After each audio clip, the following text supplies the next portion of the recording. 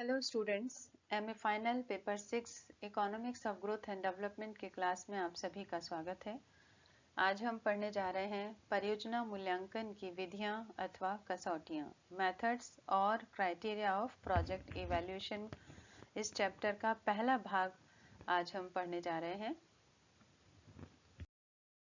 सबसे पहले यहाँ पर हम देखेंगे कि what are the various methods of project evaluation. परियोजना मूल्यांकन की कौन कौन सी विधियां हैं, इनके नाम हम पहले देख लेते हैं। यहाँ पर हमारे पास 6 प्रकार की विधियां हैं, जिसमें सबसे पहले हम देखेंगे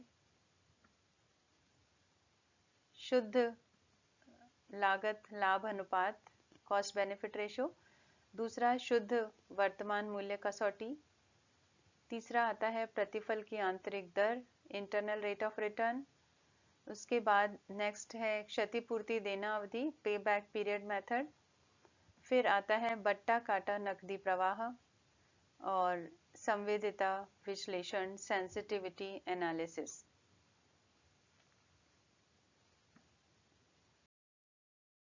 सबसे पहले हम देखते हैं लागत लाभ अनुपात, कॉस्ट बेनिफिट रेशो। इसके अंतर्गत परियोजना की लागत और उससे होने वाले लाभों का विश्लेषण किया जाता है, जिसमें उसकी लागतों व लाभों की गणना, तुलना एवं मूल्यांकन सम्मिलित किया जाता है। अन्य शब्दों में परियोजना की लागत व लाभों अर्थात प्रतिफलों का तुलनात्मक अध्ययन ही उसके मूल्यांकन का मापदंड बन जाता है। परियोजना का चुनाव उसके लागत लाभ अनुपात की मात्रा पर निर्भर करता है। यदि परियोजना का लाभ उसकी लागत से अधिक है तो परियोजना का चुनाव आर्थिक होगा, अन्यथा अनार्थिक। अधिक स्पष्टता के लिए यदि लाभ लागत अनुपात को BC के द्वारा व्यक्त किया जाए, B/C के द्वारा व्यक्त किया जाए, और उस समय यदि C/B यानी cost upon benefit is equals to 1 तो परियोजना सीमांत होती है, अर्थात केवल अपनी लागत को पूरा कर रही होती है। इस विधि को हम अपने पिछले वीडियो लेक्चर में भी डिस्कस कर चुके हैं। दूसरा, यदि benefit upon cost ratio is greater than 1 तब लाभ लागतों की अपेक्षा अधिक होंगे और परियोजना को कंटिन्यू रखना हमारे लिए लाभदायक होगा।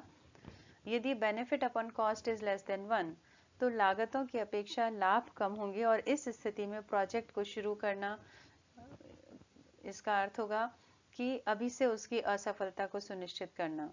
निष्कर्ष ये है कि लाभ लागत अनुपात यानी बेनिफिट अपॉन कॉस्ट रेशियो जितना अधिक होगा और कॉस्ट अपॉन बेनिफिट रेशियो जितना कम होगा, उतना ही हम प्रोजेक्ट को प्राथमिकता दे सकते हैं।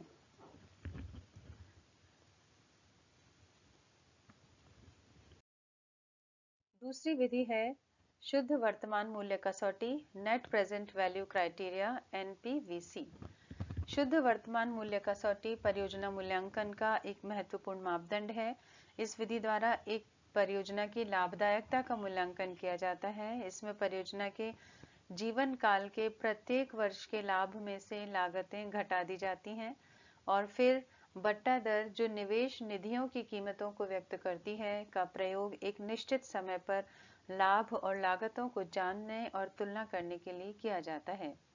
इसे हम इस प्रकार से व्यक्त कर सकते हैं, जैसे NPV बराबर लाभों का वर्तमान मूल्य, उसमें से माइनस करना है प्रचालन तथा अनुरक्षण लागतों का वर्तमान मूल्य और माइनस करना है प्रारंभिक व्यय। तो NPV को लाभों का शुद्ध वर्तमान मूल्य भी कहते हैं, net present value of benefit.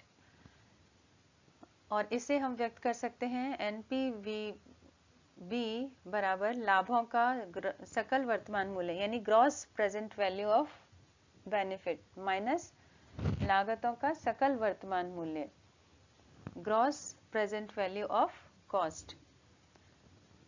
एक परियोजना सामाजिक तौर से लाभदायक होती है यदि net present value of benefit is greater than 0।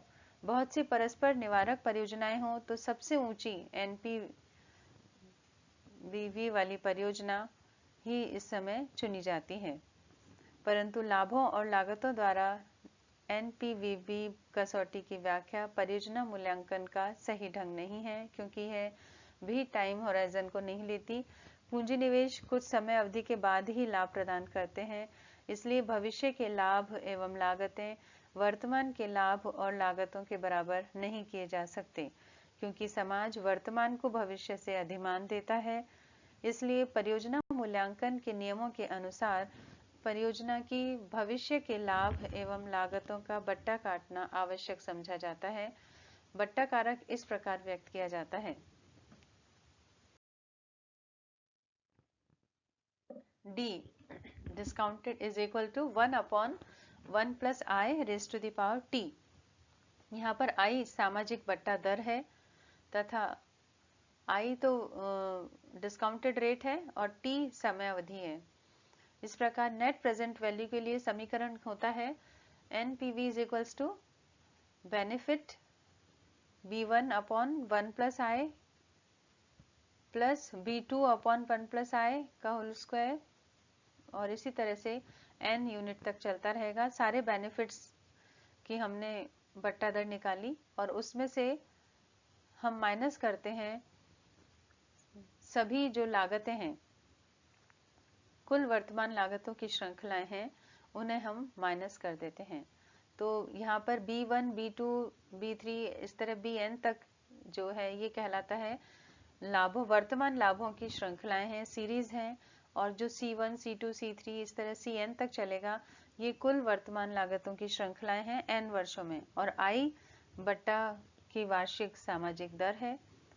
Project के सिलेक्शन के लिए निम्न में से किसी एक को हम अपना सकते हैं कि केवल उन्हीं परियोजनाओं का चुनाव करें, उन्हीं प्रोजेक्ट को हम चुनें जिनके लाभों का वर्तमान मूल्य लागतों के वर्तमान मूल्य से अधिक होता है, यानी benefit net present value of benefit will be greater than net present value of cost. दूसरा, उन सभी प्रोजेक्ट को चुना जाए जहां लाभ का वर्तमान मूल्य लागतों के वर्तमान मूल्य से अनुपात 1 से अधिक है, यानी जब हम बेनिफिट और कॉस्ट का रेशियो निकाल रहे हैं तो that should be greater than 1। NPV से संबंधित निर्णय कसौटियां क्या क्या हो सकती हैं? पहला तो ये हो सकता है कि यदि एनपीवी इज ग्रेटर देन 0 तब प्रोजेक्ट सामाजिक दृष्टि से लाभदायक है, सोशली वायबल है, इसलिए परियोजना को कार्यान्वित करने का निर्णय सही होगा। दूसरा, यदि एनपीवी इज लेस देन 0 तो परियोजना लाभदायक नहीं होगी और उसे चालू करना व्यर्थ होगा। और यदि एनपीवी इज इक्वल्स टू 0 तब प्रोजेक्ट को चालू किया जा सकता है और नहीं भी। लेकिन यदि दो प्रोजेक्ट में से निर्णय करना हो तो जिस प्रोजेक्ट की एनपीवी दूसरे की अपेक्षा अधिक हो उसे ही चुनना चाहिए।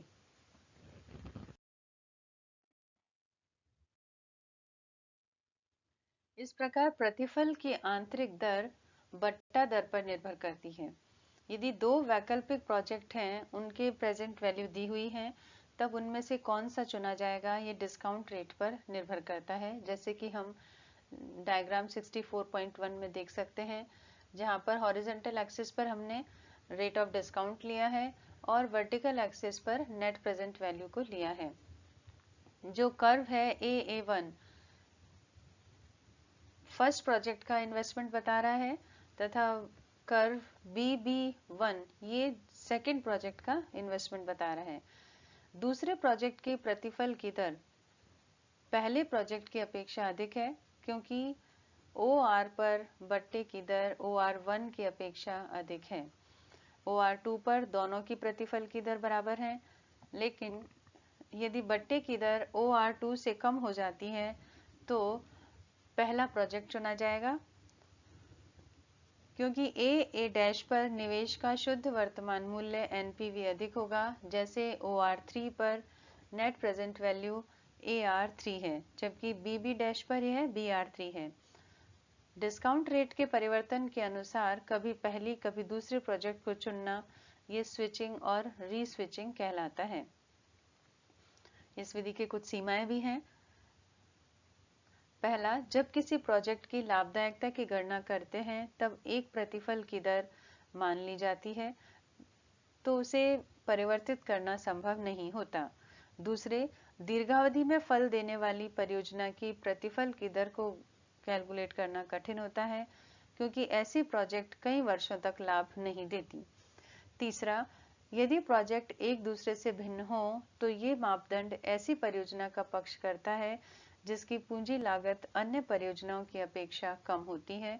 इसलिए ये मापदंड अत्यधिक पूंजी गहन परियोजनाओं पर लागू नहीं किया जा सकता। एनपीवी और आईआरआर में क्या संबंध है? यहाँ पर हम डायग्राम 64.2 में ये देख सकते हैं कि जब एनपीवी कम होता है तो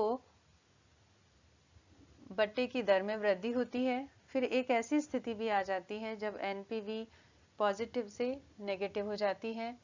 जिस डिस्काउंट रेट पर एनपीवी पॉजिटिव से नेगेटिव होती है वही इंटरनल रेट ऑफ रिटर्न होती है। तो जिस प्रोजेक्ट की इंटरनल रेट ऑफ रिटर्न उसकी डिस्काउंट रेट से ज़्यादा हो उसका ही चुनाव करना चाहिए।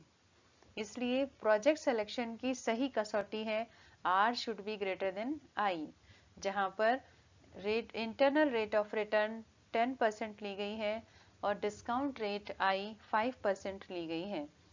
ऐसी स्थिति में A प्रोजेक्ट विकास के लिए तब तक अपनाया जाएगा जब तक कि NPV should be greater than 0 and R जो कि 10% है should be greater than I जो कि 5% है।